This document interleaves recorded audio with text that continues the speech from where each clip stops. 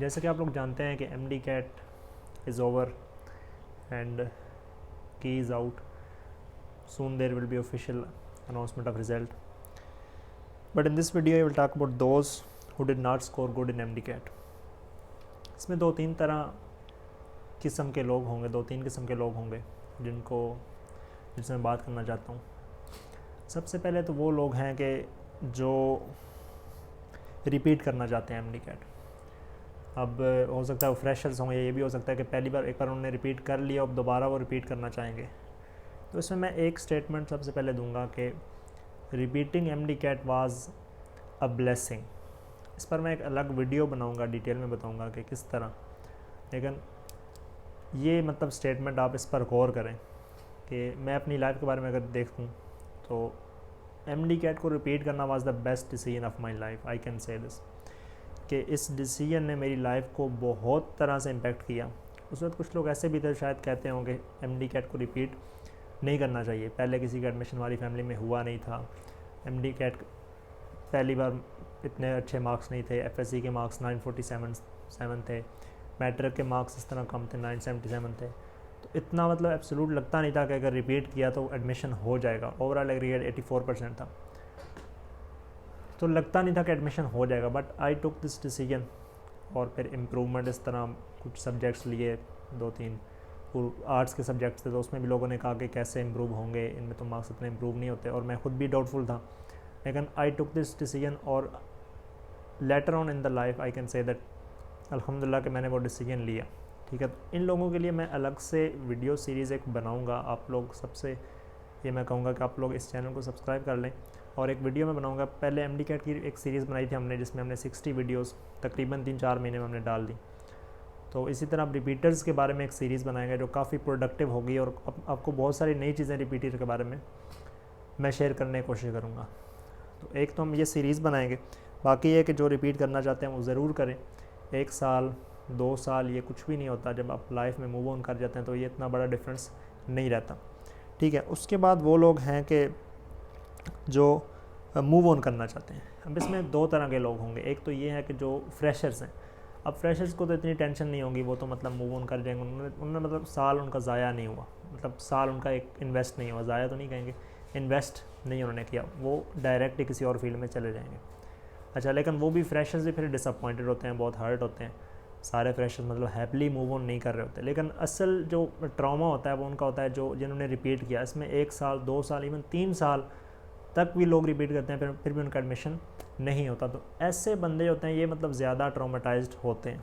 ठीक है, तो इनके लिए मैं ये वो तो सोचेंगे ना कि यार हमने रिपीट किया तो हमें मिला क्या। ठीक है, पिछले दिनों मैं एक डिस्कशन सुन रहा था इंटरनेट के ऊपर, उसमें यह था कि जो कॉलेज है इसका फ़ायदा क्या है, कॉलेज स्कूल इसका क्या फ़ायदा होता है।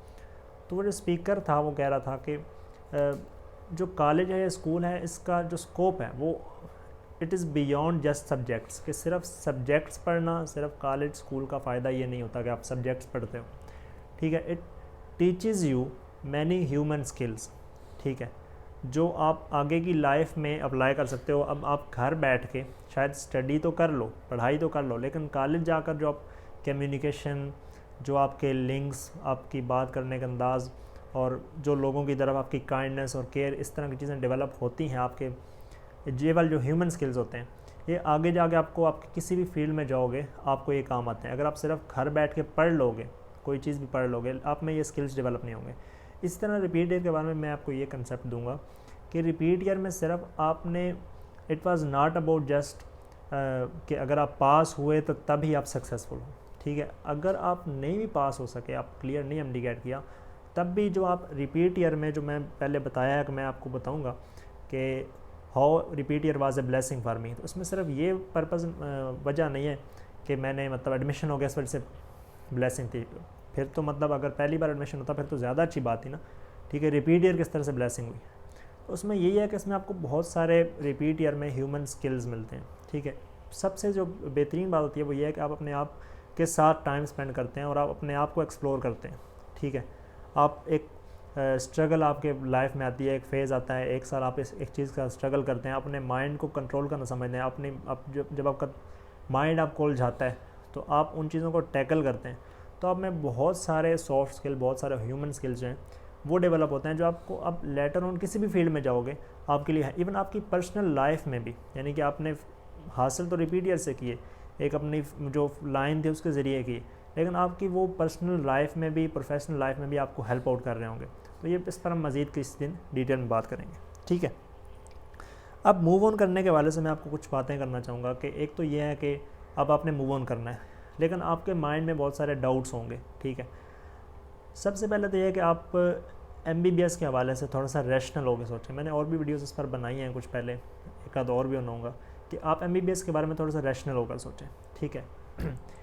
अब MBBS को हम किस तरह सोचते हैं कि it is the only way through which we can earn enough money, it is the only way by which society respects us, it is the only way by which we can serve the humanity. अब ये जो मतलब एक concept है ना, ठीक है, ये इतना हेल्दी कंसेप्ट नहीं है कि ये ही सिर्फ, अब देखें शायद किसी टाइम में MBBS की एक और वर्ड थी, अब फील्ड चेंज हुई है, ठीक है, अब टाइम चेंज हुआ है, टाइम हैज़ चेंज, उसके साथ इस फील्ड का जो स्कोप है वो भी चेंज हुआ है, नई फील्ड्स आई हैं और इस फील्ड का थोड़ा सा स्कोप पीछे गया। पहले भी जब इसका स्कोप अच्छा था तब भी हम ये नहीं कह सकते थे कि सिर्फ यही फील्ड है कि जिसके ज़रिए हम ह्यूमैनिटी को सर्व कर सकते हैं, या सिर्फ यही फील्ड है जिसके ज़रिए हम पैसे कमा सकते हैं, ठीक है। अब बहुत सारे लोग तो अगर इस बात को समझ जाए ना तो उनको टेंशन नहीं रहेगी कि उनका एडमिशन हुआ है या नहीं हुआ, ठीक है। मसला ये होता है कि लोग सोच रहे होते हैं कि अब, और मैं, क्योंकि मैं ये किस तरह का पा रहा हूँ, क्योंकि मैं भी इस तरह सोचता था कि जो MBBS है ये एक सेटिस्फैक्ट्री प्रोफेशन है, अब अगर इसमें ना होगा तो फिर मतलब कोई फील्ड या कोई ऐसा एस्पेक्ट ऑफ लाइफ उसमें मैं किस तरह जाऊँगा जिससे मैं यानी कि सेटिस्फेक्शन के साथ अपनी ज़िंदगी गुजार पाऊँगा। मैं भी इस तरह से चीज़ें सोचता था। उसमें वजह क्या होती है कि अवेयरनेस नहीं होती, ठीक है। लोग इतने शायद लोग गाइड करने वाले नहीं हैं। जो हम सोसाइटी में जो हमें इधर उधर से लोग बता रहे होते हैं, हम उसकी बेस पर चल रहे होते हैं, या इंटरनेट से ऊपर रैंडम वीडियोस देखकर हम जज कर रहे होते हैं कि हमें क्या करना चाहिए, कौन सी फील्ड अच्छी है, कौन सी फील्ड अच्छी नहीं है। But it is much more than that, ठीक है। तो आपको MBBS के बारे में थोड़ा सा रैशनल होकर सोचना पड़ेगा कि ये जो फील्ड है अच्छी है, ठीक है, लेकिन एक सिर्फ अच्छी फील्ड नहीं है, मतलब सिर्फ यही अच्छी फील्ड नहीं है, और भी अच्छी फील्ड है, ठीक है। पहली बात है, अगर आप इस बात को समझ लेंगे तो आपकी एक बहुत बड़ी आपकी जो सर से स्ट्रेस है ना, क्योंकि बहुत सारे लोग, उनके रीज़न्स यही होते हैं कि वो कॉम्पीट करना चाहते होते हैं लाइफ में, और उसके लिए उनको समझ आती है कि यार MBBS जो है ना, इसके ज़रिए अगर हम MBBS कर लेंगे तो हम शायद थोड़ा सा मतलब हमें फ़ील होगा कि हमने लाइफ में कुछ अचीव किया। But there are many other achievements which you can achieve, ठीक है। इस बात को आप, फिर आप कुछ लोग कहेंगे कि नहीं, हमने पैसे के लिए ये नहीं करना था, हमने सोसाइटी के चक्कर में ये MBBS नहीं करना था, हम तो इसके बारे में पैशनेट थे, ये तो हमारा पैशन था, this is what we wanted to do, ठीक है। अब क्या करें? तो इसमें फिर मैं ये कहूँगा कि it is too early to decide what you want to do, ठीक है। ये कोई इतना आसान काम नहीं है कि अपना पैशन डिस्कवर कर लो, ठीक है। आपको लग रहा होता, आपको मैं एक मिसाल दूंगा कि एक कपल है, ठीक है, जो आपने मतलब एक सोसाइटी में आपने ये चीज़ बहुत ऑब्ज़र्व की हो, ठीक है। थोड़ी सी ऑफ टॉपिक एग्जाम्पल है, लेकिन आपने चीज़ ऑब्ज़र्व की होगी, इसको मैं रिलेट करने की कोशिश करता हूँ कि आपने देखा होगा कि सोसाइटी में एक कपल होता है, वो लव मैरिज करना चाहता है। अच्छा, उनकी लव मैरिज हो भी जाती है, ठीक है। अब हम कह रहे हैं इसको लव मैरिज उन्होंने किया है, तो इसका मतलब क्या है कि दे बोथ थाट के वो एक दूसरे के लिए राइट पर्सन हैं, ठीक है, वो एक दूसरे के लिए सही हैं, वो चल जाएंगे। अच्छा, बाद में क्या होता है, it is just common observation के बहुत सारी लव मैरिजेस वो फेल हो जाती हैं। अब आप मुझे बताएं, मेरा आपसे सवाल है कि जब उन्होंने वो शादी करनी थी तब तो वो सोच रहे थे और कह भी रहे थे कि ये लव मैरिज है, यानी कि लव मैरिज है मतलब हम एक दूसरे से, यानी कि हम समझते हैं कि हम अपनी लाइफ में चल सकेंगे, ठीक है, हमारी केमिस्ट्री बहुत मैच करती है, हमारी अंडरस्टैंडिंग बहुत ज़्यादा है और ब्ला ब्ला बहुत सारी चीज़ें वो सोचते थे। लेकिन वही कपल इतनी यानी कि कहाँ से कहाँ पहुँच जाते हैं और वो कहते हैं कि हम डाइवोर्स लेना चाहते हैं, या डाइवोर्स हो भी जाती है, ठीक है, और कितने कितने लोगों के मैरिटल इश्यूज़ बनते हैं, ठीक है। तो अब इस फिनोमेना को किस तरह से डिस्क्राइब करेंगे कि एक टाइम पर उनको लग रहा था कि हम एक दूसरे के लिए राइट हैं, और वही बंदे एक दूसरे से नफरत करना शुरू कर देते हैं और फिर एक दूसरे को छोड़ भी देते हैं। मसला क्या होता है कि वो एक दूसरे को सही से जानते नहीं है, वो फ्यूचर को नहीं देख पा रहे होते, ठीक है, और उनको जस्ट अजम्पशन होती है कि ये बंदा मेरे लिए राइट है, जबकि हकीकत में राइट नहीं होता। अब MBBS के साथ आप किस तरह इसको रिलेट करेंगे? एक MBBS जब आप कर रहे हैं, शुरू करना चाह रहे हैं, तो आपको लग रहा है कि पैशनेट है आप इस बारे में, अब आप मिसाल लें उन लोगों की कि जो बहुत सारे लोग, क्योंकि हम इधर हैं मेडिकल कॉलेजेस में हैं, बहुत सारे लोगों से इंटरेक्ट करते हैं और हमें पता है, मुझे पता है, अब देखें ऐसे लोग कि जो जब एडमिशन लेते हैं, अब जाहिर सी बात है जिस बंदे ने अब 93% 94% एग्रीगेट बना लिया, अब वो कितना डेडिकेटेड होगा इस चीज़ के लिए। जाहिर सी बात है इतना एग्रीगेट 1-2 दिन की तैयारी से तो आता नहीं है। उसने FSC में अच्छा पढ़ा, फिर आगे MD में अच्छा पढ़ा, बहुत अच्छा पढ़ा और हो सकता है रिपीट भी किया, फिर उसका एडमिशन हो गया मेडिकल कॉलेज में। अब 93-94 एग्रीगेट वाला बंदा भी जब आता है तो कई ऐसे लोग देखे हैं कि जो सफ़र कर रहे होते हैं और साथ में ये एडमिट कर रहे होते हैं कि this was not what we wanted to do, ठीक है, this is not what we love. हमें अब रियलाइज़ हो रहा है कि ये फील्ड हमारे लिए नहीं है, ठीक है, हमें कुछ और करना चाहिए था, काश हम किसी और फील्ड में जाते, वो काम कर लेते। फिर वो जस्टिफिकेशन दे रहे होते हैं, बाकी फील्ड्स को डिफेंड कर रहे होते हैं कि यार वो फील्ड देखो। कई लोग ऐसे हैं जो MBBS करते हैं, बाद में बिज़नेस की तरफ चले जाते हैं, MBBS को बिल्कुल छोड़ देते हैं। कई लोग ऐसे हैं जो MBBS करते हैं, बाद में CSS की तरफ से चले जाते हैं, जो कि बिल्कुल डिफरेंट फील्ड है, ठीक है। कई लोग ऐसे हैं जो क्विट कर देते हैं MBBS को, और कई लोग ऐसे भी हैं कि जो दरमियान में ही क्विट कर देते हैं, ठीक है। अब इसमें मिसाल जो हमारे बैच के कई के मेरिट नंबर 1 थे, यानी कि ओवरऑल पंजाब के मेरिट नंबर 1 थे और कई में मेरिट नंबर 1 थे, उस बंदे ने भी MBBS को छोड़ दिया। इसमें बहुत कुछ हो सकता है, उनके बहुत सारे रीज़न हो सकते हैं, लेकिन दूर से क्या समझ आता है कि पहले वो बंदा टॉप करता है पूरे पंजाब को और बाद में वो MBBS को छोड़ देता है। तो ये डिस्कवर करना आसान नहीं होता कि आपका ये पैशन है या नहीं है, ठीक है। अच्छा, अब आपको मिसाल दूँ अपनी कि even I am unable to understand कि क्या MBBS ही वो चीज़ है जो मैं करना चाहता हूँ। मतलब मैं इस डिसीजन पर तो नहीं पहुँचा कि MBBS वो चीज़ है जो मैं नहीं करना चाहता, but I am still figuring out कि क्या MBBS ही वो चीज़ है कि जो मेरा पर्पज़ ऑफ लाइफ है।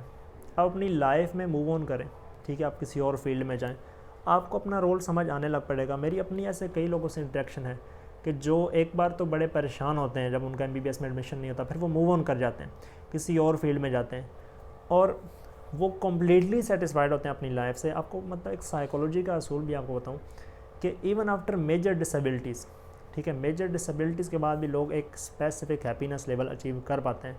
तो एक टेस्ट, ये तो कोई इतने इसमें फेलियर इतनी कोई बात नहीं है कि आप अपनी लाइफ में मूव ऑन नहीं कर सकोगे। तो अपनी लाइफ में मूव ऑन करो, टाइम हील्स थिंग्स, आप टाइम के साथ इम्प्रूव कर जाओगे, आपकी मेंटल स्टेट इम्प्रूव कर जाएगी, आप मूव ऑन करने की कोशिश करो। अगर आप पीछे देखते रहोगे ना, बार बार उसकी चीज़ को डिस्कस करते रहोगे, अगर आप मूव ऑन करना नहीं चाहोगे तो आप नहीं कर सकोगे। अगर आप करना चाहोगे ना, आप अपनी लाइफ में मूव ऑन करो, आप किसी और फील्ड में जाओ, आप एक्सप्लोर करो दुनिया को, आप फील्ड्स को एक्सप्लोर करो, आप कैरियर्स को एक्सप्लोर करो, आप अपना रोल ढूंढो, आपको अपना रोल मिल जाएगा और आपको समझ आ जाएगी कि हाँ, अगर उस वक्त एडमिशन नहीं हुआ था ना, आप में से कई लोग ऐसे होंगे जो कह रहे होंगे कि एडमिशन नहीं हुआ था ना तो अच्छी बात है। अब जिस पोजीशन पर मैं हूँ, मैं समझता हूँ कि ये मेरा रोल है, ये मेरा पर्पज़ ऑफ लाइफ है, ये मेरा वाई है, ठीक है, इस चीज़ के लिए मैं चल रहा हूँ और ये काम मैं करना चाहता हूँ। तो अपनी लाइफ में मूव ऑन करें। आखिर में जो लोग सक्सेसफुल हुए, जिनका एडमिशन हो गया, उनको मुबारकबाद। उम्मीद है कि उनकी जर्नी अच्छी जाएगी। उनके लिए भी वीडियोस बनाऊंगा, जिनका नहीं हुआ उनके लिए वीडियोस बनाऊंगा। इस चैनल को ज़रूर सब्सक्राइब कर लें ताकि हमारी कम्युनिटी ग्रो कर सके और ज़्यादा से ज़्यादा लोगों तक जो हमारी बातें वो पहुंच सकें।